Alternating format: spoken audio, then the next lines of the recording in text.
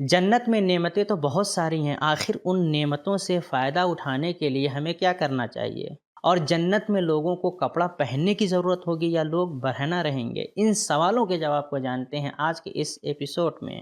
اعوذ باللہ من الشیطان الرجیم، بسم اللہ الرحمن الرحیم۔ ناظرین کرام سلام علیکم۔ سبیل قرآن کے اس تفسیری پروگرام میں ایک بار پھر ہم آپ کو خوش آمدید کہتے ہیں۔ آج ہم سورہ دخان کی آیت نمبر 51 سے 59 تک کی تفسیر کو لے کر حاضر ہوئے ہیں، تو آئیے سب سے پہلے آیت نمبر 51 سے 55 تک کی تفسیر کو جاننے کے لیے ان کی تلاوت اور ترجمے کو غور سے سن لیتے ہیں۔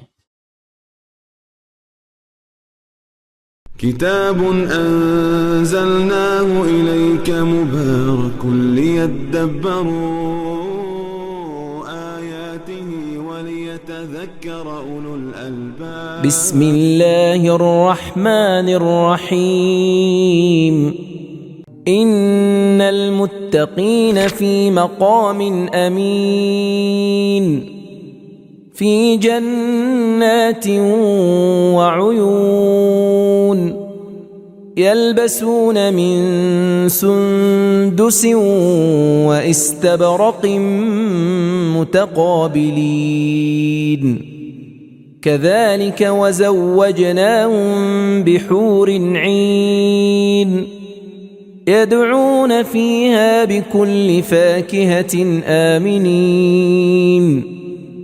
بے شک پرہیزگار لوگ امن کی جگہ یعنی باغوں اور چشموں میں ہوں گے، ریشم کی کبھی باریک اور کبھی دبیز پوشاکیں پہنے ہوئے ایک دوسرے کے آمنے سامنے بیٹھے ہوں گے۔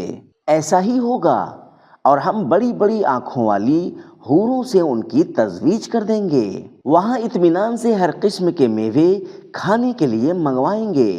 ناظرین، ہم نے ان آیات کی تلاوت اور ترجمے کو غور سے سن لیا ہے، اب ان آیات کے نکات کو بھی جان لیتے ہیں۔ كتاب أنزلناه إليك مبارك ليدبروا آياته وليتذكروا۔ سندس باریک ریشمی کپڑا ہے اور استبرق موٹا ریشمی کپڑا ہے۔ حور حورا کی جمع ہے، جو ایسی عورتوں کو کہا جاتا ہے جن کی آنکھیں سیاہ اور جسم سفید ہو، اور عینن عینہ کی جمع ہے، جس کا مطلب ہے بڑی اور کشادہ آنکھوں والی۔ سب سے بڑی نعمت امنیت ہے، کیونکہ مقام امین کو دیگر نعمتوں سے پہلے ذکر کیا گیا ہے۔ البتہ جنت کی یہ امنیت مکمل اور ہمہ جہت ہے، نہ موت کا خوف، نہ دشمن، نہ حسد، نہ زوال۔ جنت میں سکون اور آرام صرف قیام گاہ سے متعلق نہیں بلکہ کھانے پینے میں بھی ہے۔ مقام امین اور بکل فاکہۃ آمنین۔ دنیا میں کبھی کبھی مختلف پھل کھانے سے بیماری لاحق ہو سکتی ہے، لیکن جنت میں ایسی کوئی پریشانی نہیں۔ ناظرین، ہم نے نکات کو جان لیا ہے، اب ان آیات کے پیغام کو بھی سن لیتے ہیں۔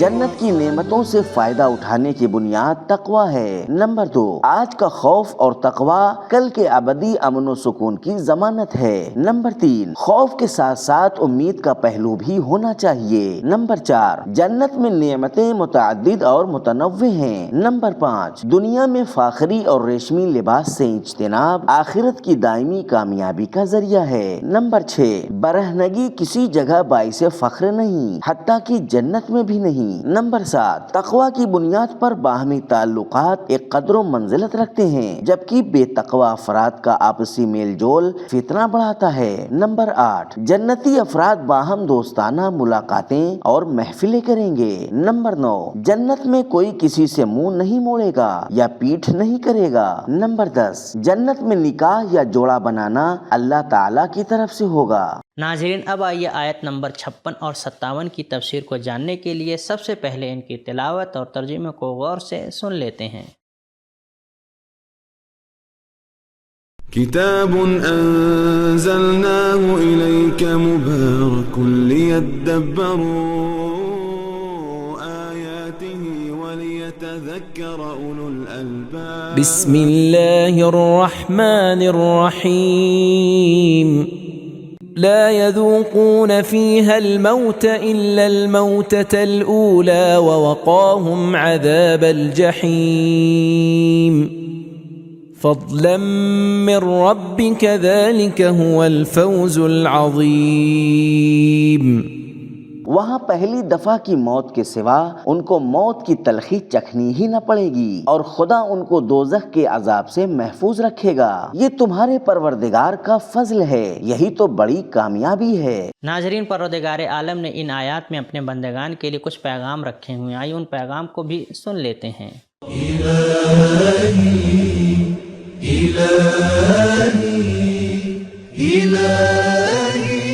پیغام نمبر 1، دنیا میں تقوی اختیار کرنے سے آخرت میں حفاظت نصیب ہوتی ہے۔ جو شخص دنیا میں پرہیزگاری کے ذریعے خود کو بچاتا ہے، اللہ تعالیٰ قیامت کے دن اسے جہنم سے محفوظ رکھے گا۔ نمبر 2، جنت ہمیشہ باقی رہنے والی ہے اور جنتی لوگ موت کے کسی اندیشے یا خوف سے محفوظ ہوں گے۔ نمبر 3، کسی کو اللہ سے تقاضا یا حق جتانے کا اختیار نہیں، جو کچھ بھی عطا کیا جاتا ہے وہ سب اس کے فضل سے ہے۔ نمبر 4، جنت کی ساری کامیابیاں صرف اللہ کے فضل کا نتیجہ ہیں۔ اگر نبی کی رہنمائی، اخلاص اور تڑپ نہ ہوتی تو متقین پیدا ہی نہ ہوتے کہ جنت تک پہنچ سکیں۔ نمبر 5، اصل کامیابی تقوی کے ذریعے حاصل ہونے والی نجات اور جہنم سے خلاصی ہے۔ ناظرین، اب آئیے اس ایپیسوڈ کی آخری 2 آیت اور سورہ دخان کی آخری 2 آیتوں کی تفسیر کو جاننے کے لیے سب سے پہلے ان کی تلاوت اور ترجمے کو غور سے سن لیتے ہیں۔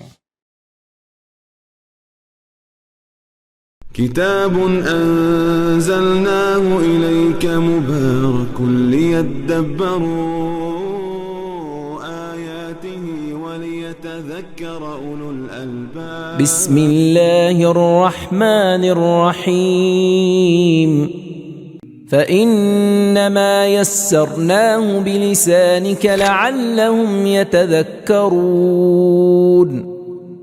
فارتقب إنهم مرتقبون۔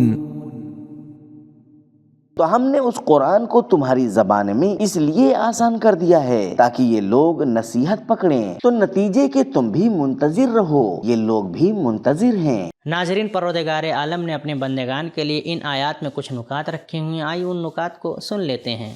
كتاب أنزلناه إليك مبارك ليدبروا آياته نکات، اللہ تعالیٰ کا رسول اکرم صلی اللہ علیہ وآلہ وسلم پر اتنا خاص توجہ فرمانا اس بات سے ظاہر ہوتا ہے کہ قرآن میں آپ صلی اللہ علیہ وآلہ وسلم کے بدن کے بعض اعضاء کا نام بھی ذکر ہوا ہے۔ چہرہ، قد نرا تقلب وجہ کا، سورہ بقرہ آیت نمبر 144 میں وجہ کا، آنکھیں، لا تمدن عینیک، سورہ حجر آیت نمبر 88 میں عینی، زبان، فإنما یسرناہ بلسانک، سورہ مریم آیت نمبر 97 میں بلسانک، پیٹھ، انقض ظہرک، سورہ انشراح آیت نمبر 3 میں ظہرک، ہاتھ، لا تجعل یدک مغلولتا، سورہ اسراء آیت نمبر 29 میں یدک، جان،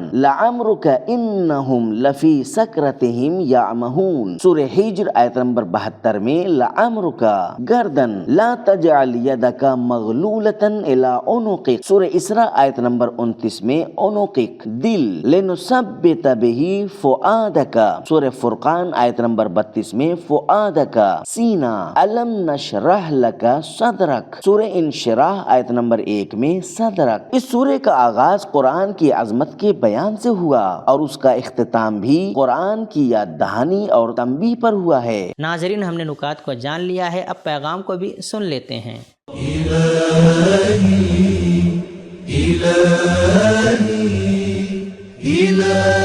پیغام نمبر 1، نرم اور واضح زبان میں بات کہنے کی نعمت بھی اللہ ہی کی طرف سے ہے۔ نمبر 2، قرآن کے نازل ہونے کا بنیادی مقصد انسانوں کو یاد دہانی کرانا ہے۔ نمبر 3، قرآن کی تعلیمات انسان کی فطرت سے ہم آہنگ ہیں۔ انسان فطری طور پر حق کو پہچانتا ہے لیکن بعض اوقات غفلت کی وجہ سے بھول جاتا ہے اور پھر اسے یاد دہانی کی ضرورت ہوتی ہے۔ نمبر 4، اللہ نے قرآن کو نازل کر کے اپنی حجت پوری کر دی ہے اب اگر لوگ نہ مانے تو اللہ کے عذاب کا انتظار کریں۔ نمبر 5، مومنین کو حوصلہ دو اور منکرین کو تنبیہ کرو۔ تو ناظرین، آپ نے سورہ دخان کی مکمل تفسیر سن لی ہے، تو آپ نے سورہ دخان کی تفسیر سے کیا کیا سیکھا کمنٹس میں ضرور بتائیے گا۔ ملتے ہیں اگلی سورہ کی نئی تفسیر کے ساتھ، تب تک کے لیے شکریہ، خدا حافظ۔ سبیل قرآن، قرآنی سماج کی پہچان۔